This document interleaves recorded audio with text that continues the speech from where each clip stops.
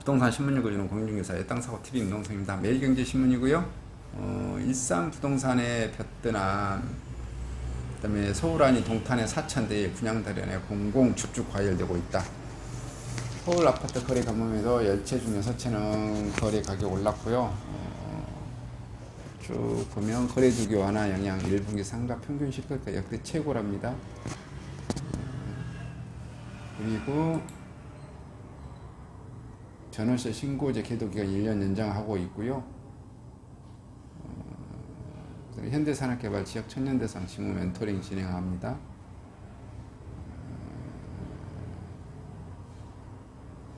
내가 막차 탔구나 연끌종 멘붕 투매 임박 억 단위 뚝뚝 그러게 됐어요. 분당 집주인들이 속이 탄다.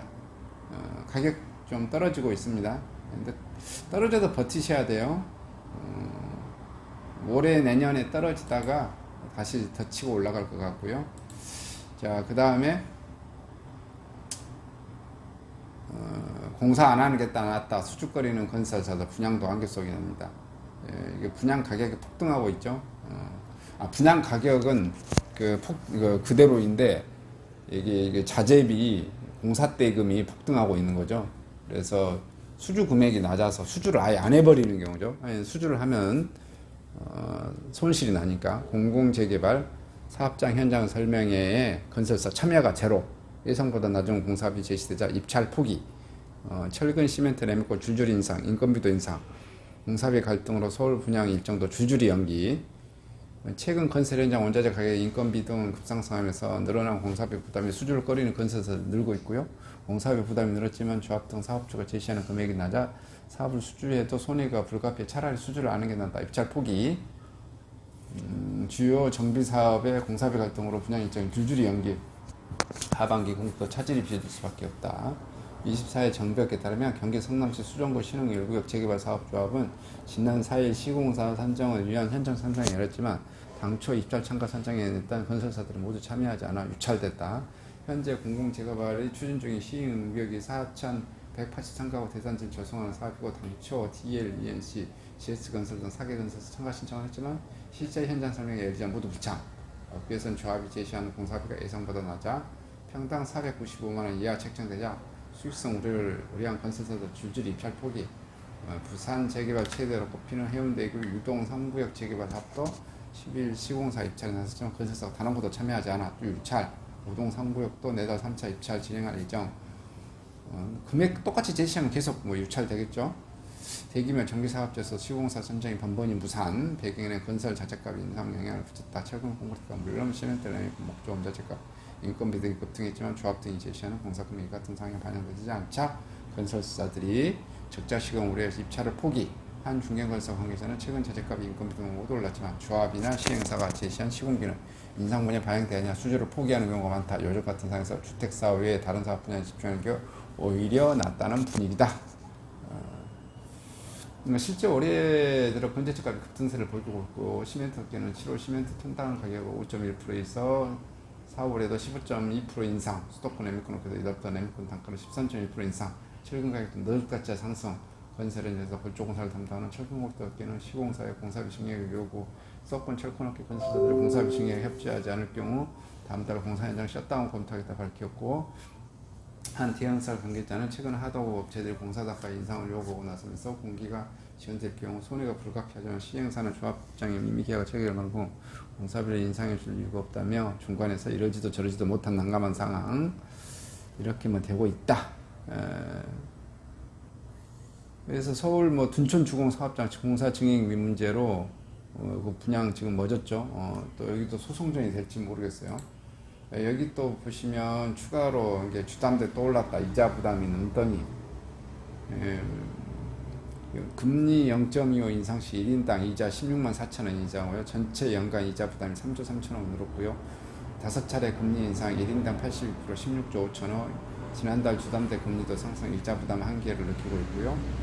26일 한국은행 금융통화위원회가 기준금리 0.25포인트 인상하는 게 유력시되고 있는 가운데 가계비 부담도 크게 늘어날 것으로 예상되고요. 한은은 이번 주 기준금리를 추가 인상할 경우 차주 1인당 연간 이자 부담 규모가 지난해 8월 기준금리 인상 전과 비교에 82만 원 가량 늘어날 것으로 추산했고요. 대출금리가 기준금리 인상폭보다 더 큰 폭으로 오르고 있고 실제 이자 부담은 이보다 클 것으로 예상되고요.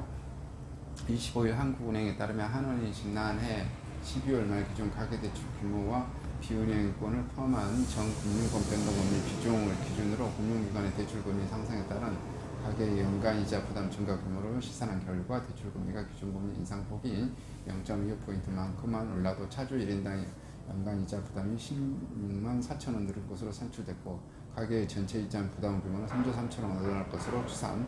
1인당 연간 이자 부담은 전체 이자 규모의 샤주수를 나눈 값입니다. 지난해 8월 금통위가 기준금리를 0.25포인트 올린 후 같은 해 11월과 올해 1월, 4월에 이어 5월까지 기준으로 0.25포인트 인상할 경우 산술적으로 계산해보면 지난해 8월 이후 10개월간 늘어난 이자만 16조 5천억, 1인당 연간 이자분 82만원.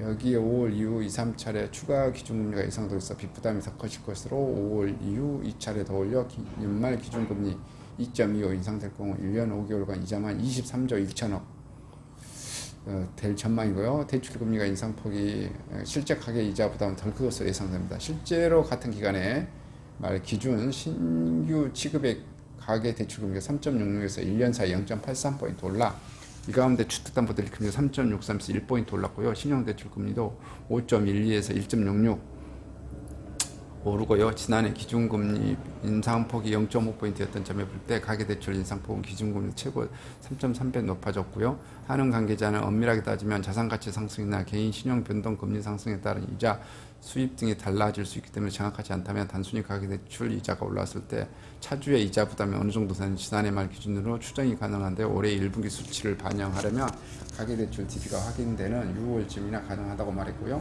지난달 5대 시중은행이 신규 취급한 주택담보대출 평균금리도 상승했습니다. 은행권이 주담대 금리를 인하하며 속도 조절에 나선다고 했으나 실제로 취급한 주담대 금리가 오른 것이다.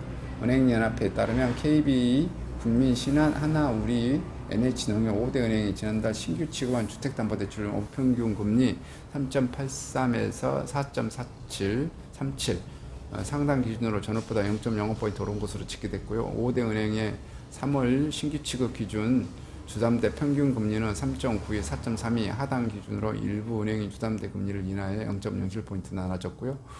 5개 은행의 주담대 금리 평균이 지난달 4.112에서 전월 4.102 소폭 상승. 지난달 주요 은행의 주담대 금리가 0.3에서 0.45 인하했다고 밝혔지만 실제 평균 대출 금리는 상승했고요. 이는 주담대 금리의 기준이 코픽스 금리의 시장 금리가 상승하면서 금리 인하 효과가 상쇄됐기 때문이고요. 은행연합회가 공시한 4월 코픽스 기준에 따르면 신규 취급의 기준 코픽스는 1.84 전월 대비 0.1 상승했습니다. 이렇게 계속해서 오르고 있네요. 자, 국민은행도 5일부터 주담대 금리를 0.4포인트 낮췄지만 신한은행과 농협은행은 지난달 8일부터 주담대 금리 0.3포인트 가량 인하한 바 있어요. 뭐 인하했다고 하는데 실제 금리는 더 올랐다. 결과는 뭔 소리죠? 그냥 올랐대요. 결과는 그냥 올랐다는 소리인 것 같습니다. 총 금리는 올랐다.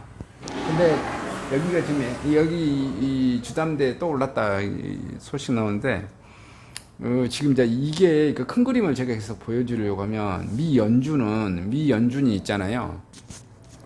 계속해서 올릴 겁니다. 하반기에도 올리고 내년에도 올리고 내년 상반기까지 계속해서 올릴 것 같아요. 언제까지 올리냐? 미국이 물가가 잡힐 때까지. 미국은 그 뭐라 그럴까요? 이게 지금 계속 스태그플레이션 그러는데 전 세계의 후진국들은 스태그플레이션이 맞는 것 같아요. 근데 미국은 스태그플레이션이 아닙니다. 미국 기준으로 봤을 때 미국은 실업률이 완전히 제로에 가깝습니다. 그 물가만 오르고 있어요. 그래서 경제는 좋습니다. 경제는 좋아. 다만 물가가 계속해서 인플레이션이 고공행진하고 있는데 이 고공행진을 잡으려고 어떻게 한다? 금리를 왕창 올린다. 금리를 왕창 올려서 강달러를 만들게 되면 전 세계의 돈이 미국으로 흡수되고 이자를 많이 주니까 그래서 유통화를 공급을 해결을 하고 또 강달러가 되면은 전 세계의 물품을 강달러가 됨으로 인해서 미국이 물건을 싸게 살 수 있어. 싸게 사면 어떻게 돼? 물가가 그죠? 뭐 전 세계에 있는 모든 공산품을 싸게 산다고. 그래서 미국은 안정화시키지. 그래서 후진국이나 이런 데서는 어떻게 되죠? 직장도 날라가, 인플레이션도 날라가 해서 개작살 남는 겁니다. 싹 뭐 자살하고 죽은 사람이 막 속출할 것 같아요. 다 뭐 미국을 기준으로 이루어지는 것이니까 힘없는 나라는 계속해서 초토화되고 있다. 자, 여기서도 대한민국도 마찬가지입니다. 대한민국도 어느 정도로 경제적으로 선진국에 들어갔지만은 어떻게 된다? 대한민국 내에도 잘 사는 인간이 있고 못 사는 인간들이 있습니다. 그래서 직장이 좋은 사람도 있고 직장이 안 좋고 소득도 안 좋고 여기서 누가 지금 작살이 나는 거죠? 이제 이자 커브 못 치고 사업 커브 못 치고 이 사람들 자살할 수 있고 또 경매 쏟아질 수 있고 자 이렇게 계속 되어지는 겁니다. 그래서 이자 커버를 잘 하실 수 있어야 됩니다. 이자 커버를 이렇게 해서 주담대 또 올랐다는 소식. 그리고 이러한 주택담보대출은 언제까지 계속 오를 것이다. 최소한 내년 상반기까지 계속해서 오를 거고요. 네, 내년 하반기도 오를 수도 있고요. 그때는 가서 한번 봐봐야 될 것 같아요. 그래서 23년까지는 이자가 계속 오를 수 있다라는 것을 이것보다 지금 더 오를 겁니다. 그래서 알고 준비하시기 바랍니다.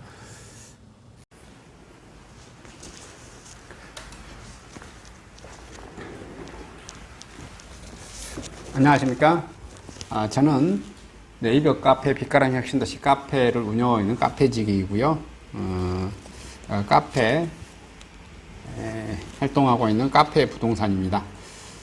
나주 혁신도시에서 기반으로 하고 있습니다. 상가, 토지, 아파트를 전문적으로 하고 있고요. 또 삼성화재도 같이 활동하고 있습니다. 상가 통해서 임대차 매매하신 다음에 화재보험 같이 가입하시면 중개수수료 절반 정도 할인해 드립니다. 그리고 삼성화재의 그 의료실비, 운전자 보험, 자동차 보험, 화재보험, 적금, 치아보험, 연금보험, 상해보험, 통합보험, 자녀보험, 간병보험, 당뇨보험 이런 것도 모두 한꺼번에 취급하고 있습니다. 보험을 또 가입하게 되시면 또 이렇게 저를 통해서 상가 이렇게 임대차 내시고 하시면 네이버 카페 빛가람 혁신도시 카페에 홍보를 해드리고요. 유튜브에도 이렇게 홍보를 해드립니다. 그리고 이벤트 행사를 해서 여러분의 매장에 손님들이 찾아갈 수 있도록 이렇게 해드리고 있습니다. 물론 이벤트 비용은 제가 부담해 드립니다. 저를 통해서 많은 사업 같이 윈윈할 수 있도록 도움을 주셨으면 감사하겠습니다.